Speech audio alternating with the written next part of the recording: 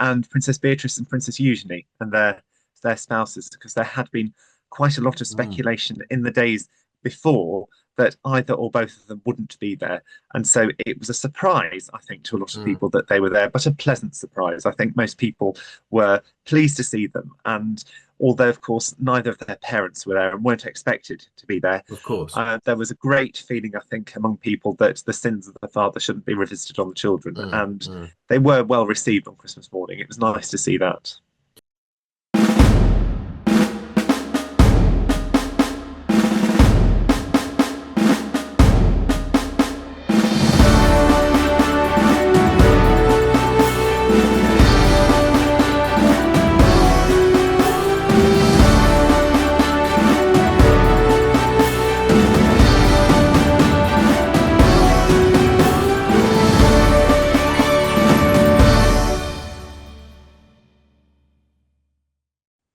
Hello, Royal History Geeks, and welcome to the latest Royal Roundup. My name is Gareth Streeter. I am the creator of Royal History Geeks, and I am joined by James Taylor, royal commentator. James. Great to be speaking with you again. Now, we have a slight confession to make, which is this is actually the second time we've recorded this episode. The reason being is we had some sort of technical error where the sound quality didn't quite export properly. I'm not quite sure why, but this Royal History Geeks is a home produced product, as you could probably tell, and we don't unfortunately have the services of a professional or expert producer. So that shows how multi-talented we are to even be able to get the content not just as perfected as it is, but the production quality to the high quality that you've all come to expect. And really, that is my way of warming up for an apology, which is that this podcast has been a little bit late coming. This was going to be originally the idea was in the first few days of each month, we would review the month that just was. So we would, in theory, in the early days of January, have reviewed the month that was December. We're now recording this at the very end of January. You probably won't hear it till the very beginning of February. So we'll have to just take this as a bit of a December and January review, but hopefully people will let us off. Have you had a good January, James? Fine. And you? Well, yes and no. Because January is always a bit of a tough month, obviously dry January. Um, and You've been what the doing what dry January, have you? I have, yeah, I have. And I'll probably do a largely dry February as well. But what the world did to help get us through January is it gave us two rather wonderful things. One was the traitors, and one was the new breakout show, Heated Rivalry, which I have certainly not watched three times over the course of January. No, But they you've are watched both it today. finished. And even I don't think I could watch Heated Rivalry a fourth time. And I'm watching the Irish traitors, and to be frank, it's just not cutting the mustard. And I don't quite know how February is going to work. But other than that, I'm fine.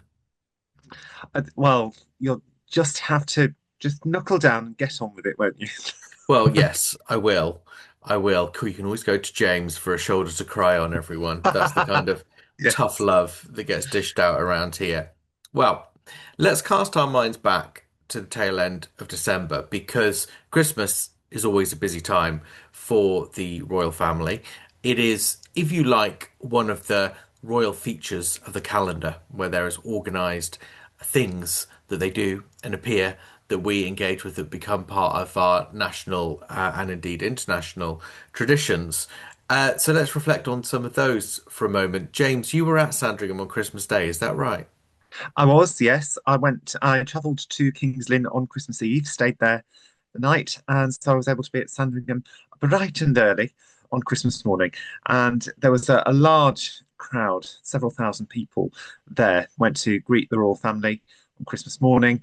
It was a large royal turnout. The King and Queen were there, Prince and Princess of Wales and their children, the Princess Royal and Sir Tim, the Duke and Duchess of Edinburgh and their children, and there was also uh, Peter, Phillips, Zara, and Lord Snowdon was also there with his family. Lord Snowdon, did you say? Yes, Lord Snowdon was there, and Princess Beatrice and Princess Eugenie and their spouses, because there had been quite a lot of Mm, speculation in the days before that either or both of them wouldn't be there. And so it was a surprise, I think, to a lot of Mm, people that they were there, but a pleasant surprise. I think most people were pleased to see them. And although, of course, neither of their parents were there and weren't expected to be there, of course. there was a great feeling, I think, among people that the sins of the father shouldn't be revisited on the children. Mm, And mm. they were well received on Christmas morning. It was nice to see that. And it does feel that everybody, both royal establishment and members of the public that support the royal establishment, do want to make an effort to be very clear that, as you say, the sins of the father should not be revisited on the daughters. Do you think it was a deliberate policy of the royal family to ensure that the girls were there? I say girls, they're about 3 years younger than me, but the princesses were there, or do you think it's just the way the family calendar fell and we shouldn't think too much of it?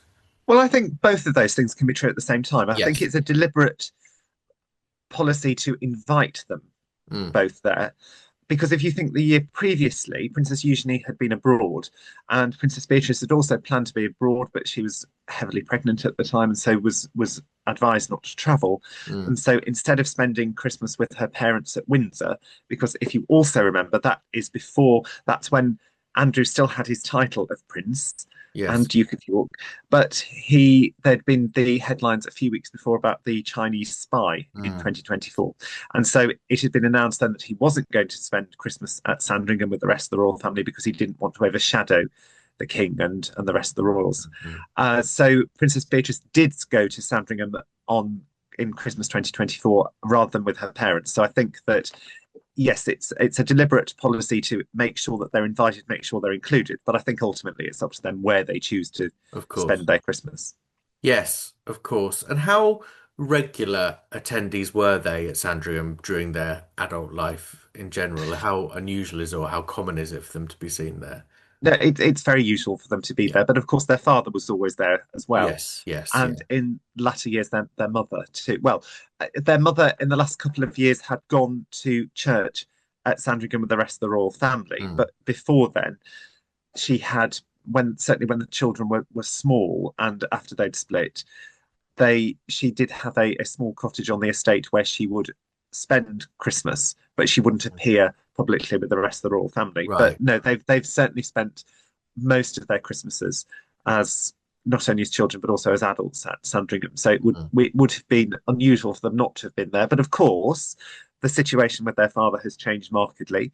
Now he's no longer a prince; he's Mr. Mountbatten Windsor. Yes. And to let you into a little secret, I did hear that he's apparently not too pleased about that from somebody who had knows somebody who's seen him. But Well, I don't think that's the biggest of the front page you could no, I don't probably think it drop is. on. No, I don't think it is. But it's the first time I've been told that by somebody who's actually had an encounter with him since all of that I'm happened. sure he's livid about it. Well, I wouldn't be surprised, no.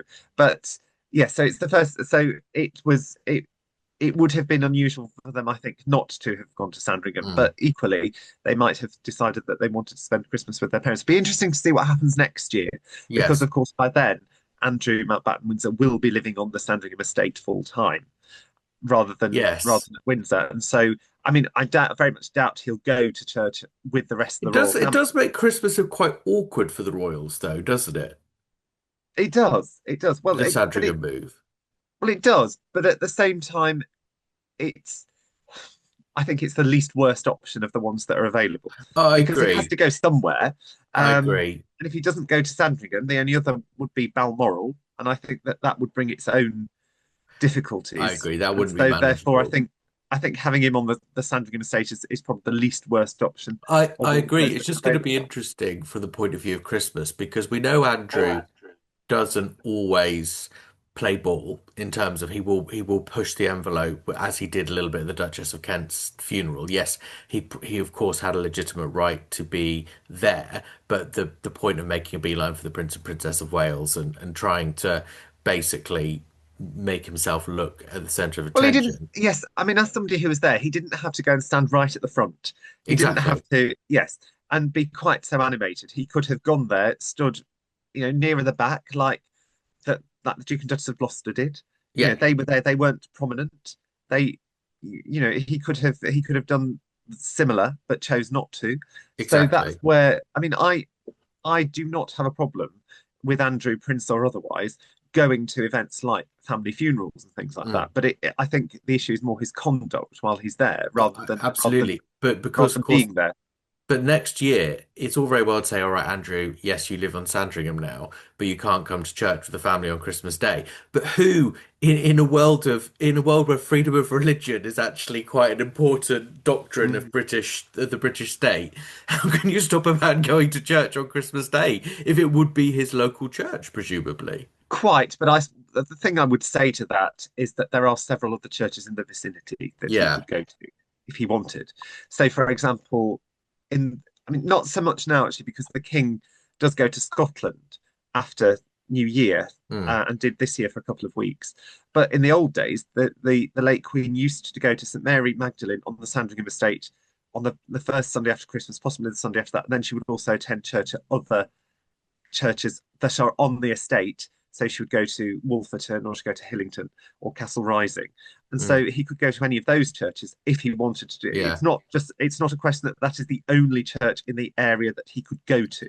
No, So he's still sure, free to sure. practice his religion, but Yeah. it will be interesting to see whether he will want to go to St Mary Magdalene with the rest of the royal family. Although, of course, the other thing to say is that there is a private service at 8 o'clock on Christmas Right. morning that the royal family go to before the gates are open, before people are allowed in.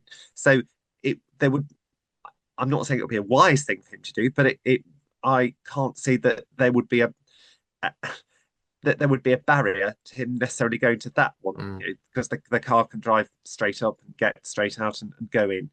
He doesn't have to make a public appearance with the rest of the royal family at 11 on Christmas morning. Mm.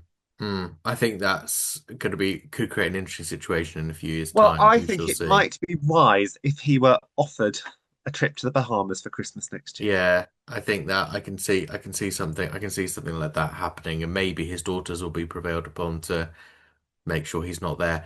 Who knows? The King's speech I thought was well pitched on Christmas Day. That, of course, was for us sitting at home, as I was, that's the next thing that happens on Christmas Day after you see the royal family at church. Of course, that's not how it happens for the royal family because the king records the speech in advance. But were you able to get sort of back to your hotel room or wherever to watch it by in time? Uh, no, I watched it later. Watched it in the Right, evening because I hot footed it home, because it's a couple of hours drive. right, Because then I spent the rest of the day with my godchildren and their family, right. and so we were still eating about 3 o'clock. So we weren't actually ready, but we did watch it later. Mhm. Um, and I think that again, the king, I think he pitched the political situation very well in that in his broadcast this year, because he was able to reflect on the international situation, to be able to give an opinion, but without going too deeply into, without making too many waves, I would say. Well, I was a bit.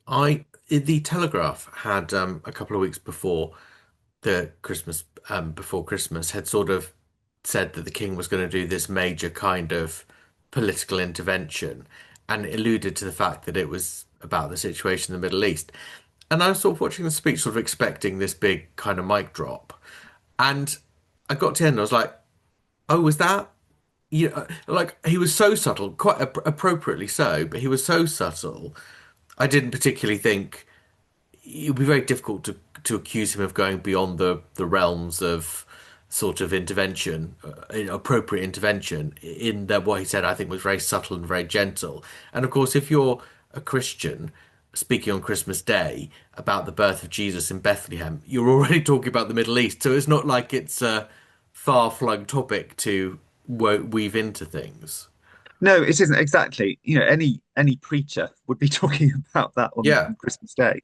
So and leaving aside that the king is the king, he's also, we have to remember, the supreme governor of the Church of England, Mm. and so it would be unusual for him not to mention anything like that. And I think as well that it was very interesting that he did do that when only a few weeks before you've had those protests in London about the lack of religiosity in Christmas, Mm. and carried out by people who some of them have been alleging that the king has left the church and converted to Islam and things like that. And so I think that it's in one way it's a timely reminder, but in Mm. another, it's never going to go far enough to please those people who have that agenda and have want to put out blatantly false misinformation about the king and his religion. Well, this is something I hadn't realized, I think, until you told me maybe a couple of months ago, where because I'm less sort of into the debate about what's going on the kind of the sort of darker recesses of the internet when it comes to kind of royal debate and discussion. Whereas you, because you are a royal commentator, you have to make those things your business, even though I'm sure you probably wouldn't particularly want to if you didn't have to. So when you mentioned me, there are people that genuinely accuse the king of being a Muslim. I was like, what? But then I looked at, I went on TikTok and I looked and I said, and there are people that genuinely, there's a whole group of them that genuinely believe the Yeah. king has absconded from Christianity to the Islamic faith. Well, there's a sizable minority of people who say that is how I Oh would yeah, I mean, describe. it's not a mainstream view, but there's a group of No, people but out there no, but that there is a group of people who do that. It's not just the odd one mm, person who says it. There are groups of people who believe it. I mean, it's so blatantly false. I can see where it's come from because the king is a visitor to the mosque in Oxford, where Windsor is the closest. That's the closest mosque to Windsor, and also because the king has invited in Muslims to Windsor last year. But I think, and he issued messages around Ramadan and Eid and things like that. But at the same time, you have to remember that the king has also, as always, taken a close interest in all religions. Certainly when he was Prince of Wales, he did. And we had those terrible terrorist attacks on Bondi Beach. Aimed against Jews in mm, December, and the king was very quick to issue a message of support after those, and also visited Manchester after the synagogue attacks there. mm, mm, I also saw him in, I think it was November, visit the Hindu temple in Neasden in mm, North mm, London. So I would say that the king does not pay any more attention to Islam than he does any other world religion. He takes a deep interest in all of them and in doctrines of all faiths. And as well as that, he has always recognized that he has subjects who are not members of the Church of England, who are mm, members of other Christian denominations, members of other religions, members of other faiths, and indeed people of no faith or no religion. And he has taken a deep interest in making sure that everyone feels accommodated for and that he's a king for all people rather than only people who worship in the Church of England on a Sunday morning, which, as somebody who is an Anglican does that, mm, knows that number is ever dwindling. mm, mm. I think I think we talked a bit about this before, but obviously the late Queen Elizabeth II was so well known to be a woman of deeply personal and reasonably traditional Christian faith, or reasonably traditional Anglican faith, with perhaps a little bit more zeal than the average Anglican, no offense. But when I was a teenager in the 90s and fervently evangelical and in a very kind of quite hyper evangelical set of circumstances, there was real fear, which is ironic because it was free church, so not really pro and established Church of England anyway. But there was real fears that whereas the Queen was this great example of Christian faith, Charles was very woolly and he talked about being supposedly talked about being defender of faith rather than defender of the faith, and he was all sort of a bit spiritualist. He talked to plants, and he, believed all roads led to God, and it was all very woolly, all very liberal. But I think as king, he has really done well in, yes, maintaining that kind of multi-faith interest, which I think has come into its own in terms of the popular zeitgeist, perhaps more than it was previously, but also been very clear that for him, the Christian faith is central to that and has done that with dignity. I think he's done very well. Well, I think as well, the other thing you have to remember is that a lot of the information that we gained about the late Queen's faith, other than her attending church regularly, as indeed the King does now Mm, and always has, was through her Christmas messages, because Mm, that was the vehicle that she used to talk about Christ and the example that that gave to her.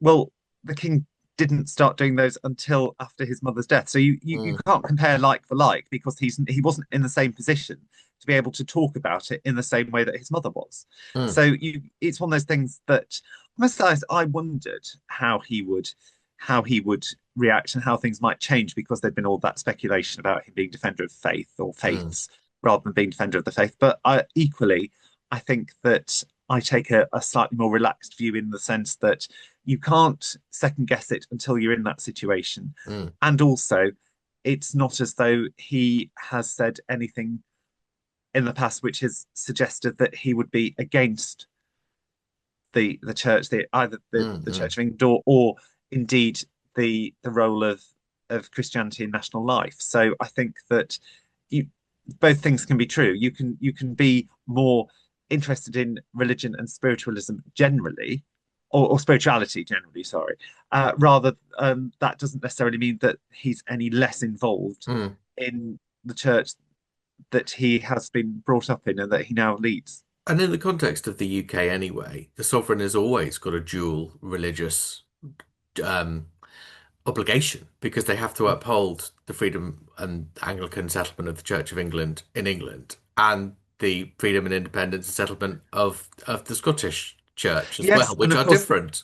yes, and of course, he does worship regularly in the Church of Scotland when he's at, well, certainly at Balmoral, but also when he visits his, if he stays at Dumfries House, or if he's Mm, at, or when he stays at the Palace of Holyrood House. If he's there at the weekend, he'll go to Canongate Kirk. So, there is there is a regular pattern of worship within the Church of Scotland. mm, And yes, you're right. It is a very different relationship, because he's not Supreme Governor of the Church of mm, Scotland as he is the Church of England. But there is that's still the same respect for the religion, the Gospels, mm. And he and has to everything that goes swear with his it. had to swear his proclamation to uphold it, didn't he? It's actually the He first did, commitment he makes, um, yes, which yes, and wonderful and for us to also have seen. at the coronation is Mm, crowned and anointed, and his coronation was notable that you did have those representatives of other Christian denominations and indeed other faiths mm. leading prayers as part of the service. And I think again that was part of the king's commitment to upholding all of religion in its broadest form, but that doesn't necessarily take away from his role as head of the Church of Mm. England. It still happened And in of an course, Anglican context. yes, and of course, talking of an Anglican context, his Christmas message was recorded at Westminster Abbey this year.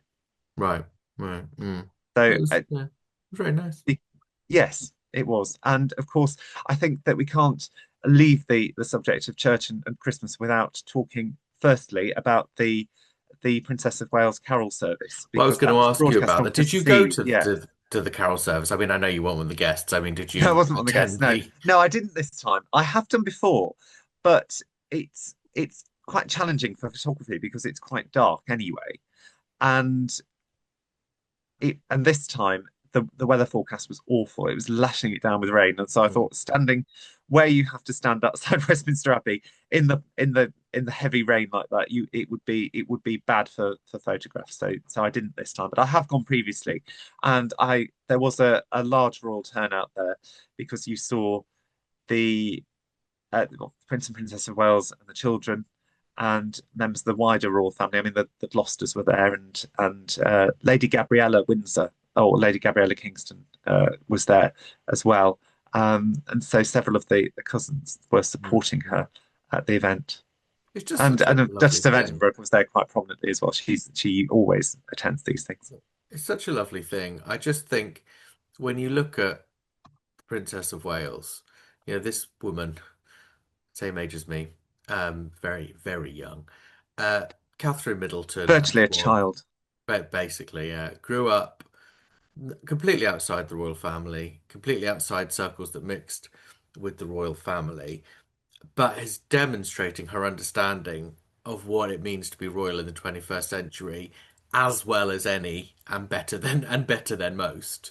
And you think it's really impressive because she's just so subtle and so calm in the way she introduces things. And you could say, well, what's subtle about, doing a televised, carol service where you play the piano? But it's just a really lovely way of just introducing something a little bit lovely to Christmas to make it a little bit extra special in a very unshowy way, despite being a show in Yeah, some but I senses. think the way in which I think you're right. I think unshowy is the word because the tone which she uses is very calm and very natural, I think. Mm, And so I would say she gets that right.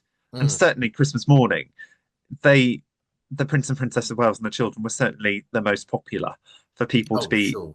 cheering and calling them over, offering them not only flowers for the Princess of Wales, but also taking selection boxes for the children and Mm. things like that. Well, the And YouGov polls show that the Waleses are on about 70% approval rating, and the King's 60 something. It's not bad, but the Wales are yeah, head and shoulders above anybody else. yeah, yeah. And I know you have a slight disagreement with people offering the children presents, don't you? Um, no, I don't. Well, disagreement is too strong. So, and just to give people context, because James and I have talked about this offline, you were saying, James, that there were people who criticize anybody giving any of the royal family presents on Christmas Day, aren't Yes, there are. I mean, you get a lot of people saying, "Well, why do people take things long and there? Mm, give them to them when they've got so much, and there are other people out there who are very poor and starving and I do have some sympathy for that. And indeed, tell you a very quick story.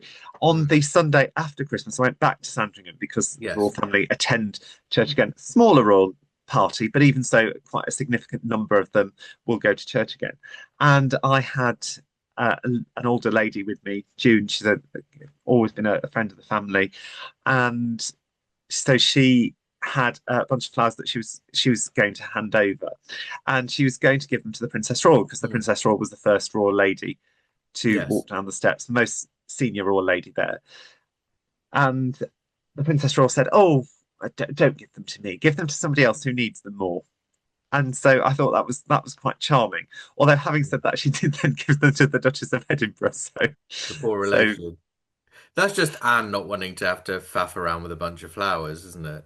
very Mostly. possibly, very possibly. Although on Christmas morning, I was next to a lady and her mother who she did give the Princess Royal some flowers, and it was funny because when she came over, the Princess Royal said, "Oh, am I the last woman standing?" Or you know, and she said, "No, I've got them because they're yellow and yellow roses, and I know that they were your mum's favourite, and so she did No, take them."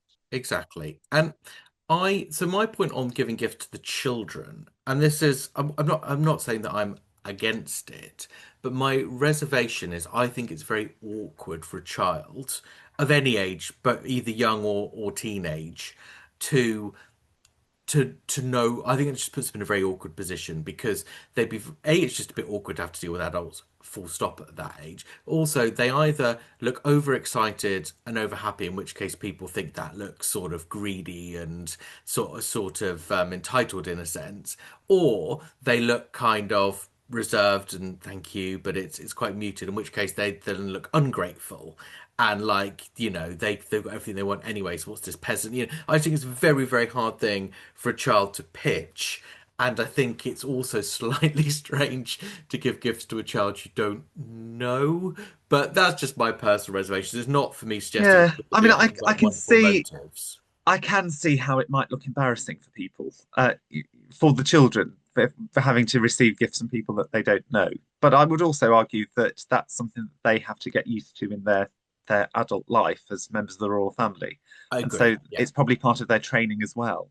Yes, it is. And in terms of your interactions with the public and being trained on that, it's a very gentle way to deal with the awkwardness of, Yes, I mean, and it was a very sympathetic and kind audience to them. It's not as though because people mm, will have had to have made the effort to travel to Sandringham to see them on Christmas morning. It's not as though it, it's not like they were visiting a town centre where there might be a lot of people just rocking up from the area. It's yeah. who might not have such a kind motive. Let's talk a little bit about the Queen's interview on New Mm. Year's Day, Today program. Are you able to give us a bit of context for people probably don't remember now? It was quite a while ago. Yeah, so this edition of the Today programme was broadcast on New Year's Eve, and it was guest edited by the former Prime Minister Theresa May, Baroness May. And the Today programme has a tradition each year between Christmas and New Year of inviting in guest editors and normally people who are notable in public life. And in this particular edition, Baroness May had invited the Queen to speak along with John Hunt, the BBC racing commentator, and his daughter Amy. And you may remember that John's wife Carol and two daughters, Louise and Hannah, were killed by his daughter Louise's ex-partner. Mm. And so it was a wider discussion about violence against women and girls. Mm. But the Queen also spoke about how she had been sexually assaulted on a train as a young woman. And although she'd alluded to this previously, it's the first time that we've heard her in a broadcast interview talk about it and talked about how horrifying it was. But also, she was talking about how her hair was standing on end and she lost a button off her coat, and seeing her mother afterwards and how her mother was very worried about what had happened to her and having to explain to her mother what had happened. And she also said that although it had had a profound effect on her at the time, she had, as life had gone on, she had been able to put it to the back of her mind. And it's only as she's got older that those memories have flooded back and she's thought about it more. And I think that it was very sensitive, the way in which she spoke about it. And I also think that it shows her commitment to the cause of violence against women and girls in particular. And it's something that she's been involved in for several years. And I do know that there are cynics out there who are saying that they were very quick to put this interview out because of the situation with Andrew Mountbatten Windsor. And especially after Virginia Giuffre's posthumous autobiography was released towards the end of last year. Now, if I were advising the palace on their PR, I would say that that wouldn't be a bad thing for the Queen to do, given the situation. Because if you remember when the statement was put out about Andrew losing his titles, it did mention the Queen and her commitment to that cause in particular. But I think that it is a commitment that she's had for several years, goes far deeper than that. And I could imagine that she would have spoken about this anyway, regardless of the Andrew situation. Oh, I think so, because I agree with everything you've just said. And like you, when I first heard it, I thought, oh, I can see how a cynic would interpret this. But the reality is, if it were just something manufactured to reposition the royal family, to be blunt about it, they would have used the Princess of Wales or the Duchess of Edinburgh. They wouldn't have used the Queen. Yes, and of course the Duchess of Edinburgh in particular has been involved in a similar cause as well, because if you look when she went to the Democratic Republic of the Congo last year, she was particularly interested in the work that's been carried out there against female genital mutilation. She does take an interest in specifically violence against women and girls, but particularly sexual violence against women and girls. So they could have used the Duchess of Edinburgh, who is somebody who does have consistently good approval ratings and has previous in and knowledge of this topic. So I think that you're right. I think a cynic would say that you would put out somebody who might be perceived as being slightly more popular than the Queen is. Although, having said that, I do think that the Queen's approval ratings have gone up immensely and measurably over the last couple of years as people have got to see her personality, and also because she has involved herself with topics such as this and with the Queen's Reading Room. They're things which she's had a deep interest in over several years, and she has now had the opportunity to use her influence to be able to forward them.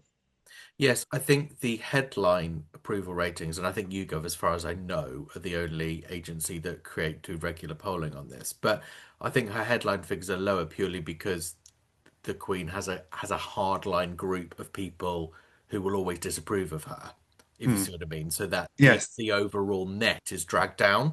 But actually, in terms of the general population, if you exclude that group, I think I agree with you. I think she's getting more popular all the time, and you see that in positive media coverage. You see that in what people say online, and you see that in just conversations you have. It's time now to go to our history corner, where we pause talking about the contemporary royal family to look at moments from the past. I will have the privilege of speaking in March at an online event that explores 6 defining moments in British history. So, in order to learn a little bit more about that, I caught up separately with Philippa Lacey from British History Tours and British History Events, who is organising this online British History Festival, and we can tune in now to my chat with her. Hello, it is brilliant to be here with Philippa Lacey from, now let me get this right, from British History Tours, British History Events, and the British History Channel. Is that correct? That's correct, yes. I wonder why I feel so busy. Yeah, I was going to say, that's exhausting. So tell us a little bit about all of those three things, and as you do so, a bit about yourself, Philippa. Oh, thank you, Gareth. It's lovely to be here with you. So I set up British History Tours, which is a tour company. As you can tell, I'm quite literal. I like things that do what they say they're going to do. So I do tours about British history. So now I'm an award-winning tour operator, so I'm very proud of that. And I ran my first, thank you, I ran my first tour in 2018. And actually, the British History Channel, so my YouTube and podcast and Instagram and all that, although I'm British History Tours on Instagram actually. But anyway, all of those came as a way of marketing the tours because I'm on the tours, I manage the tours, and I thought, well, I'll put my face out there, and if people like me and they want to come on the tours, then they're not going to get a surprise, because... So that was part of that. And then the pandemic hit, and obviously I couldn't tour. And I really put myself into doing the YouTube channel, and I found it really, I don't know, it was a balm to be able to connect with people, to talk about something that wasn't the pandemic. And that's how sort of my YouTube took off, and the podcast really sort of started to gain momentum. So that was all brilliant. And then when we came out of the pandemic, just as we were coming out of it, actually, I thought how lovely it would be. I get to hear historians talk when I'm organising the tours, because we have historians come and speak to the group. But and I get to go to all the wonderful history festivals that happen around the country. But a lot of the people who listen to me on YouTube and follow me on Instagram are overseas.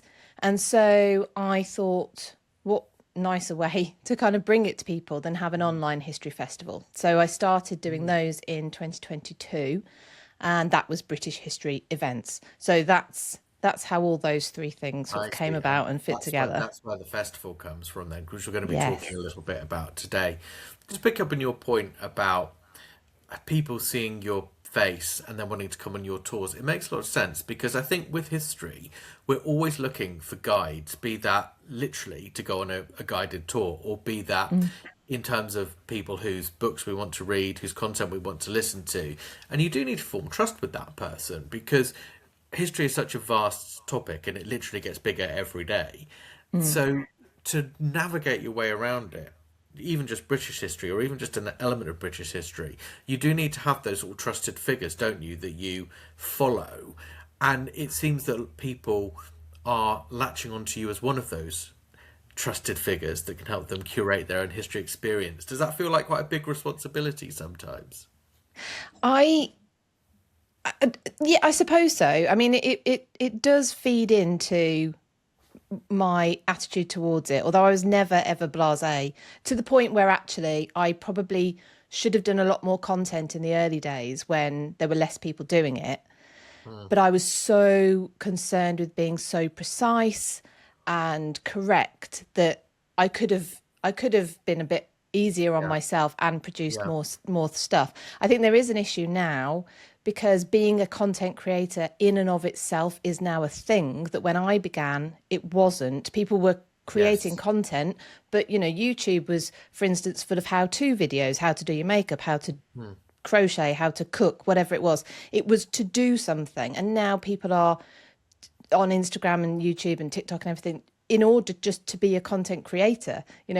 And that does bring issues with the quality of the content. Yes. And I mean, obviously we're in the history world, so we see people put things out and think, oh my God. Yeah. But and then you see how many likes it's got, and you just think, oh wow. And people are getting misinformed left, right and centre. So for me, I had that integrity already, and I almost have to stop myself now from going back to the old me of being really, really too precise and everything and not getting anything out, because I know who I'm competing with now. Yes, it is tricky. It is a responsibility. I remember, like you in the pandemic, when I found stuff was really taking off. I'd been quite active before the pandemic and I'd had a decent sort of following. But I think over a space of a couple of weeks in the pandemic, my Facebook page grew by about 20,000 followers in 1 week. And I was just watching my page. It's the only time I've ever known this happen. I was just looking at Facebook, holding my phone, and I could see the numbers ticking up in front of my eyes and just growing. And like literally, it was just, and all I wanted to do was tear my page down, because I thought I'm an imposter. I'm not good enough to be doing. I'm not history enough to be doing this. I need to take this away. And like you, I've always had that. Don't say something unless you're quite sure of what you're saying. But people, the algorithm demand regularity, that constants. But it is good to hear that probably if you're one of the people that worries about whether you've got enough authority to say what you're saying, that's probably a sign that you are one of the people that should be saying it, and it's probably the people that never even think about that maybe should. Yes, I agree. Do you know what it makes me think of? You saying about your page taking off there, and my Instagram took off like ridiculously, is when people say that they use their platform, they must use their platform, they have a voice and they must use their platform for it. And then I think we felt, could feel like imposters on our own platform, talking about our own things. And it just gave me this insight into, like, I'm no more qualified right now to tell you anything about whatever issue people decide to speak out on. And therefore that was quite interesting. It gave me an insight into some of these people who have to use their voice, and you think, no, you don't actually. Mentioning no names. Yeah. So tell us about the event you're organising for March, isn't it? So Yes, so it's taking place over the weekend of the 20th till the 22nd of March. It's our 6th online history festival. So we always try and think of a theme. Well, we do think of a theme for the festival. We've done Tudors, we've done Stuarts, we've done Wars of the Roses, and this year we're doing defining moments in British history. So we're going all the way from the conquest in 1066 all the way through to Glorious Revolution, Act of Union, which you are doing a talk for us on. And so it's 6 defining moments. We're not saying there were only 6 defining moments, but these are 6 moments that our speakers have chosen. They've each chosen one to say, well, this was pivotal. Without this happening, history would have taken a different course, and it took a different course because it happened. And they're exploring how their particular event affected history. So who have you got coming to speak on what then during the event? Okay, so we've got Julian Humphreys, who is talking about the Battle of Hastings in 1066. And he, if anyone hasn't heard him speak before or met him, he's not only incredibly knowledgeable, but he's also very, I think most of our speakers very got a great sense of humour. Julian definitely has. And he's actually been posting on his story. I didn't realise he had been at the archaeological dig at the Hastings sort of battle site that Time Team did, where I think this is the one where they then claimed that the battle had taken place somewhere else. Oh, so in now Battle rather than in Hastings, is that right? Something about because I remember posting not too long ago about the Abbey and how the Abbey was because obviously Battle Abbey was put on the site of the battle. William the Conqueror kind of said, we should have one here because I feel a bit guilty, or he was made to feel guilty, whatever. And I put a post about it, and someone went, oh, no, you got that totally wrong, and did a bit of a pedant on me. And anyway, so I said this to Julian, and he was like, actually, it is where it was supposed to be, and all of that is rubbish. So he's going to actually talk about that in his talk. So I'm really looking forward to that. Yeah, that would be great. And then we've got Sharon Bennett Connolly, who is talking about the Magna Carta, of course, the 1215 sort of peace treaty between King John and his barons. But it just, I mean, it's taken on a life way beyond what its original intention was. So she's going to be talking about that. We've got Matthew Lewis from History Hit. Matt is coming to speak about the Black Death, and how that awful time, but was pivotal and led to a lot of change. Gareth Russell is talking about of course, friend of Royal History Geeks, Gareth Russell, I should say. Great friend of the channel. He's awesome. He comes on my tours with me. He's my historian in residence, and we have a great time. And yeah, he's going to be talking to us about the Reformation. Of course, I mean, it's not a uniquely British event, and actually, it's one that we tend to tell, I say we, the royal we, as a almost English perspective all the time. So he's actually going to cover what's going on in Scotland, but what's going on in Ireland and Wales as well. So he's going to be bringing that in. And Jonathan Healy, who is a brilliant, he's a brilliant writer, but he's a lecturer as well. He's going to speak about the British Civil Wars, as we now need to call them. They're no longer the English Civil Wars, the British Civil Wars. Yeah, fair, exactly. And maybe I don't know, but maybe he'll be going into that as well. But yes, just this time period that is almost forgotten, where we had a massive civil war, and we didn't just dabble. We had over a decade of no monarch. We had supposedly a republic. So yes, so he's going to be talking about that, and then. Kill it. Like when we were at school, I just thought it was taught so badly, and it did get taught because maybe where I am, there's a lot of Civil War stuff that sort of remains, and there's a lot of local history, but it's just done in such a boring way. I did actually spend quite a lot of my history life trying to avoid the whole of the Stuart dynasty just because I didn't want to touch it. But having re-engaged with it later, you realise it's so interesting and so pivotal, and we don't understand it.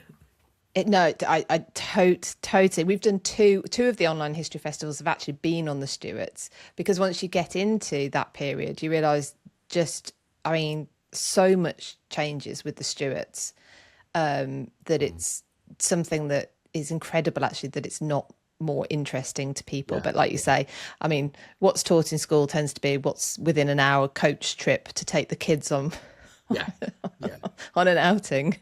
Well, down here, we had basically Totnes Castle and then a load of Civil War stuff. So we basically went 1066 to the Civil War and then looked at the history of medicine. I mean, it was It's something about the Romans and Vikings, but was never clear which order they came in.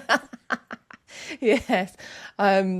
Yes. And then you are finishing off the 6 talks. We have some live events as well, but yours is the 6th talk, because we're going to put them out in in chronological order. So do you want to tell people what you're doing your talk on?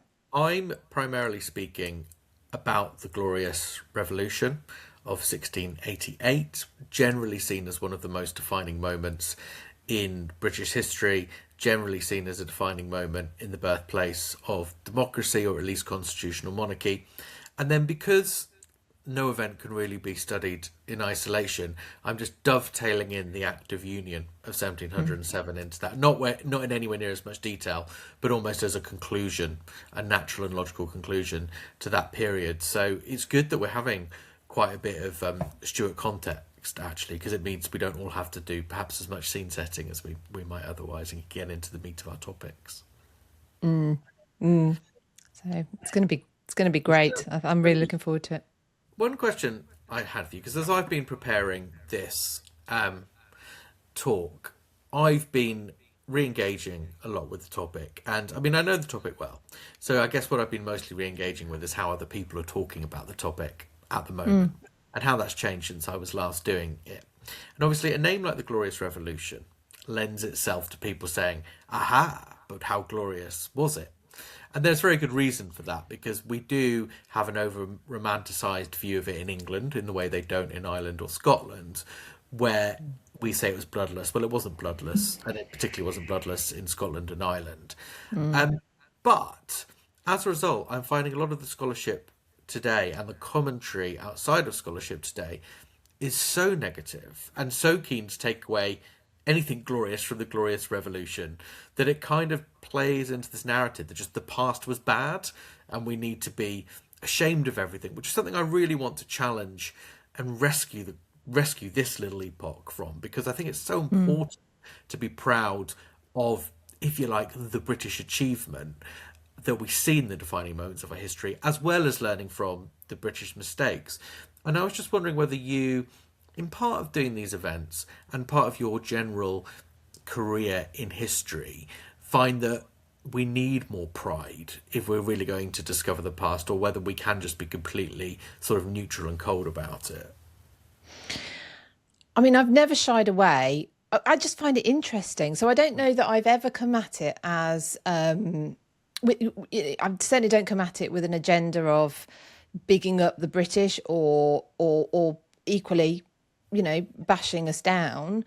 I see more people talking about history online now in relation to trying to make sense of current world affairs. Yes. Yeah. And getting it so, like, the premise of, they'll say something and their premise is so wrong, and then they'll run with it to explain something that is happening or is going to definitely happen next, because, and that worries me, because to me, it feels like it has real world consequences where, I've always done content because I find it interesting, and people, I think, find it interesting, and that's really as far as I had ever gone with it. I'm not looking to explain, or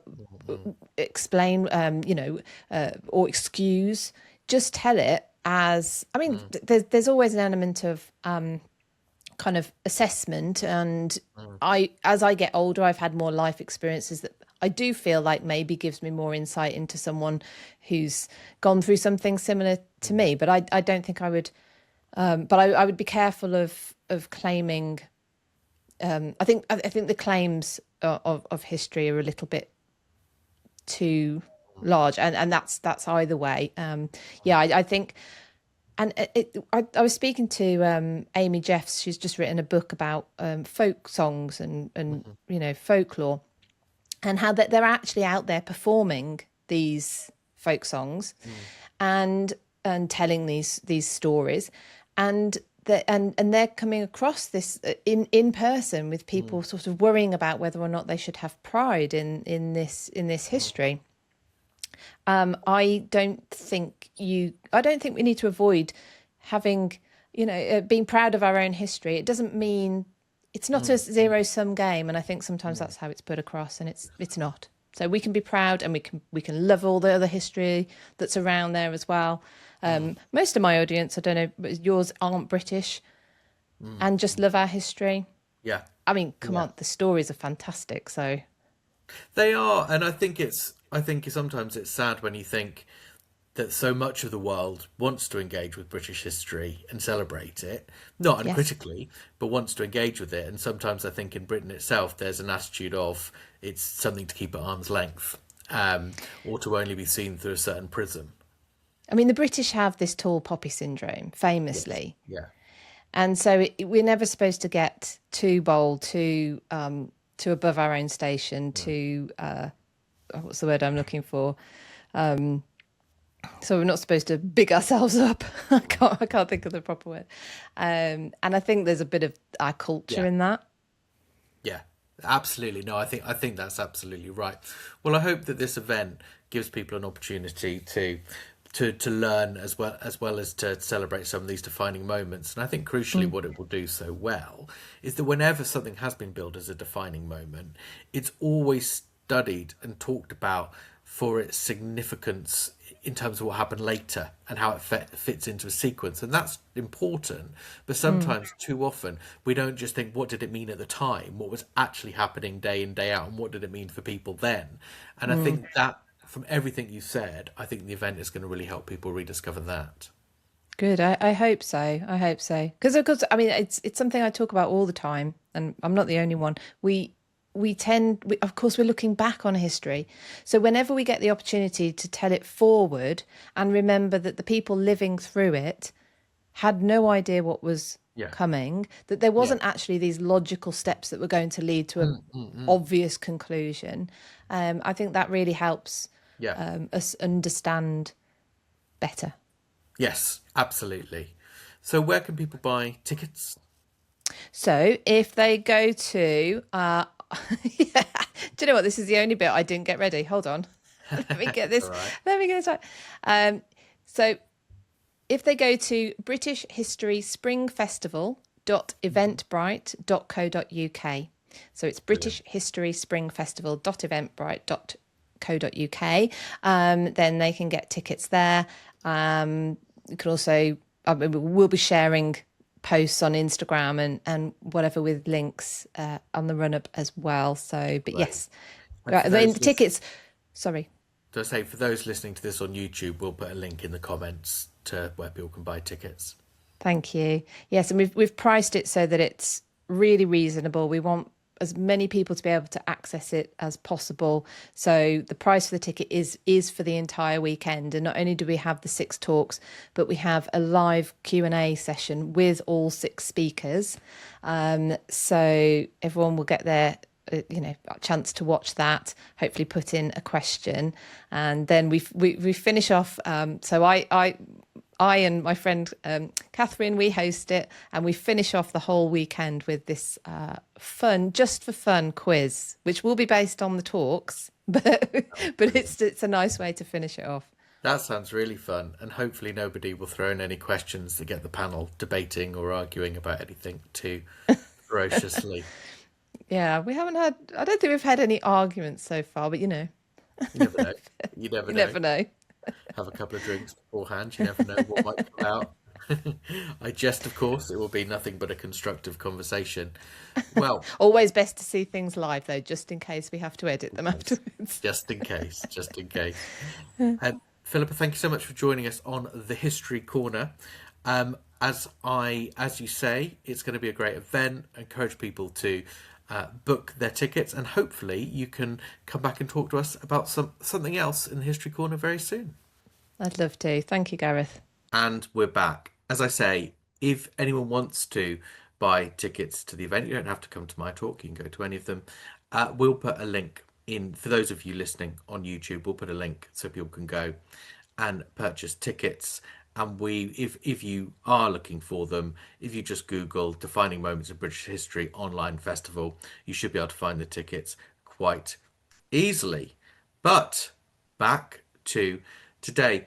James, the last sort of general topic I wanted us to cover is really just to note that in various different ways, the Sussexes have been back in the news. And actually, they've been back in the news in a way that makes me quite sympathetic to them, because I have not always been their biggest fan, although I hope my criticism has always been not personal, but grounded in other considerations.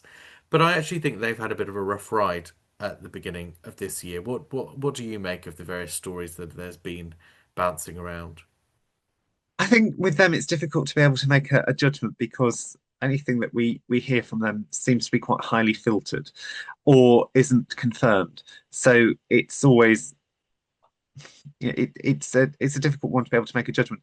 I mean, we've heard that. I mean, Meghan had her Duchess of Sussex had her holiday special, which some people were pitting against the Princess of Wales Carol concert. Again, I mean, I'm not saying that's come from her, but that the two things are completely separate. One's a lifestyle show, the other's the broadcast of an event. So they're hardly, they're hardly the same sort of thing. And of course, Meghan would get much higher ratings for it because it was broadcast on Netflix and broadcast around the world rather than a domestic broadcast on ITV. So I think Mm. that you can't compare the two really. No.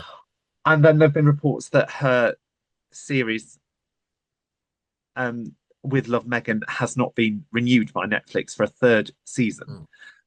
And I don't know if that is true, but I wouldn't be surprised if it is, given that, I mean, there's been all sorts of talk about ratings, but Mm. there's been talks about how excellent the ratings are, how talks about how bad they are. So I think it's difficult to make a judgment based on that. But what I would say is that their agreement with Netflix has changed significantly. So rather than having the golden handcuffs deal that they had before, now they're on a that they are producing their own material and Netflix has a first refusal on Mm. it. Mm. So if they had not decided to renew, that wouldn't be such a surprise because they have the option now of turning it down. Whereas before they were having to actively look for projects for them to fulfill the deal that they had. You know, they paid them several £1 million, and so therefore it was they were having to find projects for them. Whereas Yes. now they're in a position to turn them down if they don't like them or they don't feel that they're a right fit. Having said all of that, I do think that it's also relevant to point out that Netflix has been a partner in Meghan's As Ever brand. And I always find it quite confusing that the program is called With Love Meghan and that the Mm. brand is As Ever. Right. And just trying to remember which is which Yes. Yeah. can be a Yeah. bit confusing. But Netflix has also been a partner in the As Ever brand. Whether they will continue to be going forwards, I don't know.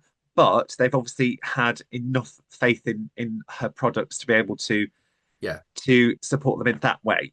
But I do think it's fair to say that the future is uncertain as to what will happen with them and their future productions. I do think it's worth saying Netflix doesn't generally, there are of course exceptions, but it doesn't generally renew seasons for a series for many, many seasons. It's quite, No, it does tend to cut things off when people still quite like them. The idea being, it does seem leave them to wanting more. leave them wanting more, and it doesn't seem to worry about being quite ruthless with that. Like, I No, think the figures you have to generate to keep getting commissioned by Netflix must be quite high.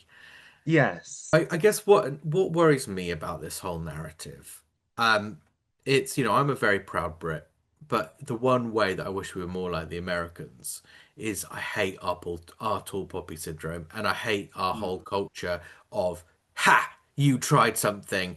You look foolish now because it didn't work. Don't you dare get above your station again. And if we're doing that, Blumenell, we're doing that to a royal duchess.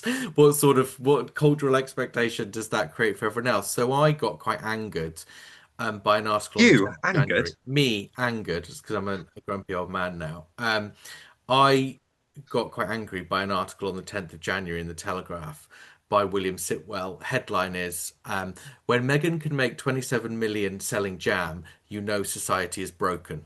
And I'm like, oh, for crying out loud. So a minute ago, we're saying, ha, her ventures like the series are a commercial failure. Ha. Now we're saying another venture is a commercial success, but it's only a commercial success because the world is deranged and broken. And you're like, I'm sorry, Daily Telegraph. One of the reasons that I subscribe to you is because you're meant to be a pro business, pro enterprise, pro free market, pro people having a go, standing up, taking responsibility, doing their best.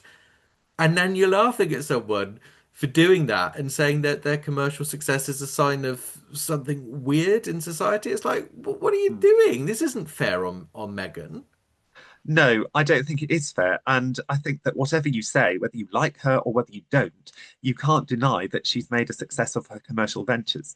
Whether she's made as much of a success as she might have liked or talked up is another Yeah. matter. But she has ultimately made a success of them. And I think you've got to take your hat off to her for that. The one thing I would say though, we're talking about the jam specifically, Mm. is that when I look at it, it's very notable that she calls it a fruit spread rather than a jam Right. because it does look quite watery and quite runny to me. Now, as somebody who makes jam, I would say that there's not enough pectin in there and it's not set properly. However, she says that that is how she wants it to be. Whether that's good, just PR because it's not quite as because it doesn't quite have the quality control that we might like, or whether that is genuinely how she likes it, I don't know. But it's certainly done well Yeah. for her. Yeah. Well, this is it. And I'm like, don't get me wrong, I am never going to watch from Megan with Love, or whatever it's called. I'm never going to order her jam. They're not my jam, literally. No, That's not my thing. But I have absolutely no objection to these things being in the world if there is a market for it. no, I don't like the programs. I have watched some of them, but the reason I don't like them is because of the way in which they're produced, not because of her in Yeah. particular. I don't like the format of, and I must say that this is how British cookery programs have gone in the last, Mm. 5, 10 years, because I like both Mary Berry and Prue Leith. But if you look at their programs, they're less about teaching you how to cook now, and they're about having their celebrity friends Yes. dropping in and let's make this together and having a chat while they do it. And so that's a sign of the way in which the industry has gone. And so I think that Meghan's programs have reflected that. Now, it's not my taste. And I do think that she has set herself up again for a bit of a fall, because there were things involved where she was, decanting things from one packet to another and putting a pretty bow on them to give to somebody as a present. I don't think that's necessarily wrong, but I think that that's wasting screen time that you could have then spent being Mm. more creative. But at the same time, I don't have a problem with what she's showing and what she's doing. It's just not particularly my taste. But if Yes. people do like it, I've no objection to them watching it. I've no And objection to it being I successful have for doing it. absolutely no problem, I should say, with people giving a review and giving a negative review. That is part of what happens when you put Mm. products, content into the public domain. I know that. I've written a book. I know that you get good and bad reviews. That's absolutely fine. What I don't like is the attitude, the ha, you tried and you failed. And I think I just don't see the thing that I welcome about the jam and the podcast interview and the From Megan with Love is, and I've said this before, but I'll probably say it every month on the podcast.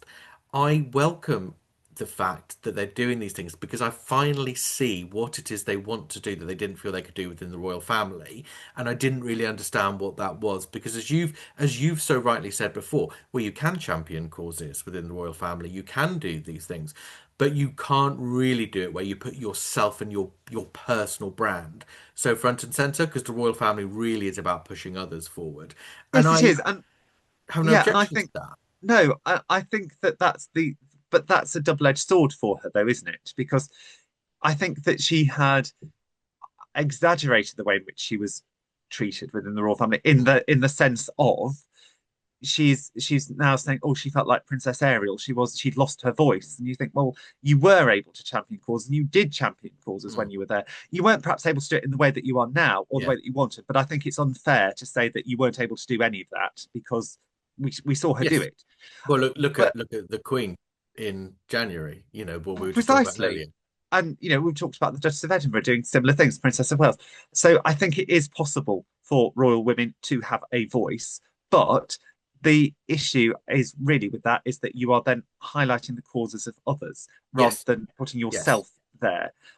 Whereas with the commercial ventures that Meghan and Harry are doing now, it Mm, is all about them and what they want to do. And even when they are talk, even when they've had those summits about online safety and things like that, they've made it much more personal, yeah. talking about their stories, their fears for their children, and whatever. And so I think that they have put far more of themselves.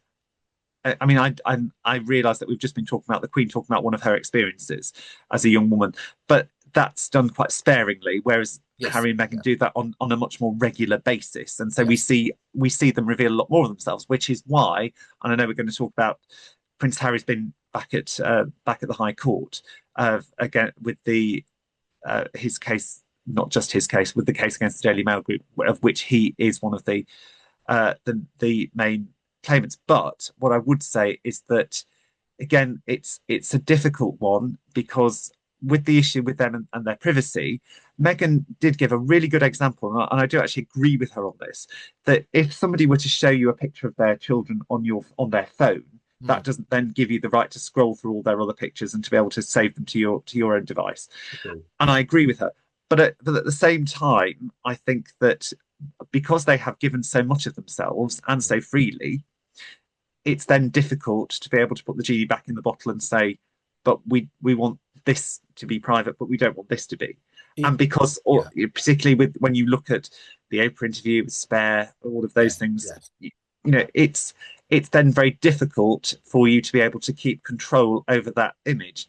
I mean, the example I think is relevant just before when it was Remembrance Weekend, when they went to Kris Jenner's birthday party, and there was a picture of them that was released by the Kardashians on their social media that was then withdrawn. Now, you've got Kim Kardashian now saying, "Oh, that's because they didn't want to show disrespect for veterans on Remembrance Weekend," and that may well be true. But of course, once that picture has been out there, withdrawing it makes very little difference because because people have already seen it, been able to copy it. If you've received criticism for it, that criticism's still there. Well, do you know what I think is a really good analogy? And I'm going to talk about heated rivalry again, just because it's Just because you even though can. because it's still January, and I've given myself the whole of January to talk about nothing other than heated rivalry. But the two youngish lads who starred in that show, and it's a love story, so obviously people get very invested in it. They they have, and they've given lots of interviews and they've done a lot of stuff to promote the show. And they've obviously been in the public domain because it's really blown up out of nowhere. But they have absolutely 100% quite rightly said, we'll talk all about the show, but ultimately we share parts of our private life in interviews, but in terms of who we're dating, that aspect, that is entirely private. And they are 100% right. However, if we take another topical example, it would be very difficult to say the media do not have a legitimate interest in talking about the current Beckham family feud, because Victoria and David Beckham are not just a singer and a footballer who also did interviews to promote their work. They were people that very much decided quite successfully, and I'm not saying they were wrong to do any of this, but to create a very deliberate publicly owned brand around them and their family. And now, of course, it's a family member that's put this story about them into the public domain. By the way, I support Victoria Beckham to the hilt. Don't get me wrong, I'm not. But you couldn't really argue that's not fair game from a media point of view to cover that crisis. No, And I and I think thought Meghan it. thinks she's heated rivalry, but I'm afraid the way she's conducted herself, she is Victoria Beckham. No, and I think as well particularly with the Beckhams, when it was a bit rich for Brooklyn Beckham to be wanting privacy and say that he wanted privacy after not only had he put all of that information out there in the public domain, but also that he has made his living by being a social media influencer. I'm not criticizing him for doing that. Hmm. I'm just saying that you put so much of yourself out there and you like that incendiary device and then say, oh, actually, I want privacy on it. And you think, well, you, I think it's a very difficult square to if circle. if Brooklyn Beckham, who's not that young, he's in his mid-20s, put a post like that in the public domain and then wants people to be sensitive in the way that is handled, I think the most diplomatic thing to say is that he's been very poorly advised. Oh, very diplomatic. Oh, yeah. Yeah, well, I think it's a fascinating topic, but going back to media intrusion, because as you say, the Duke of Sussex has been in the High Court. We don't have any concrete ruling yet, do we? We just know a little No. bit more about, and it's tricky. I do believe the media overstep. I do think that we had a period in the late 90s after the late Princess of Wales died where there was some reflection and some boundaries were put in place. I think maybe that conversation does need revisiting. I do think morally the Sussexes are on shaky ground because they've chosen to reveal so many private things about their family that they knew would be hurtful and put them in the public domain. I don't think they're on strong moral ground, but they may well be on legal ground. I don't know. No, I don't know. And again, I find it very difficult because on the one hand, they have suffered from intrusion, not only before Prince Harry was married, when he was young and when he was single, but also obviously later at the beginning of their relationship and during that. But I do think again it's a difficult one because, as you say, on moral ground, if you look at Spare, there are every other page virtually has something in there that he's revealing either about himself, about Meghan, or certainly about his father and his brother. Mm, And mm. a lot of it very uncomplimentary. So, I mean, Yeah. if I were William, I'd be rather annoyed that, I mean, it's a very trivial example, but Prince Harry is at liberty to write about how he suffered frostbite and had to be circumcised after going to Mm. the Arctic.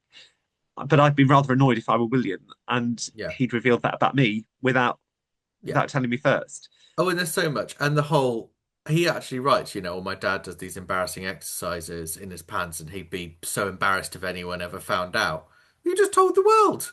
I Well, mean, exactly. that's just not in the public interest. No, and they are things which are trivial. I mean, you could Yeah. argue that there are certain things that he put out about both of them which are in the public interest, but that's where I think that he's on very shaky moral ground because you can't. While I agree he has a right to privacy, I think that it's very difficult for you to say, well, I want privacy, but actually I'm at liberty to say whatever I like about my closest family. But I guess in the to use the sort of zeitgeist of the age, you could argue that Harry does have a right to tell his story. And that will obviously involve other people. But his dad doing exercises in his pants is not part of Harry's story in any meaningful way. No, no, it isn't. We didn't need to know it. But I mean, we're going back to being negative about the Sussex, and I don't want to. As I say, now that I see what Meghan's doing with Netflix, with Jam, I get why they needed to leave the royal family. And do you know what? If they'd just gone and done all of this without all the nastiness, I think they'd have their half in, half out back. And I think everyone would be fine. Well, I suppose we should wrap up this sort of month and a half roundup. We will be back. I don't know exactly when. We might be. You end up getting 2 episodes in February, people. You lucky so and so's. Thank you for listening. We've enjoyed it. If you would like to get in touch with us to share your thoughts, if you're watching on YouTube, just leave a comment. If you are not, you can get hold of us through all the good social medias, Royal History Geeks, and you can even email us at royalhistorygeeks@gmail.com. So until next time, we will wish you the well and say goodbye. Bye.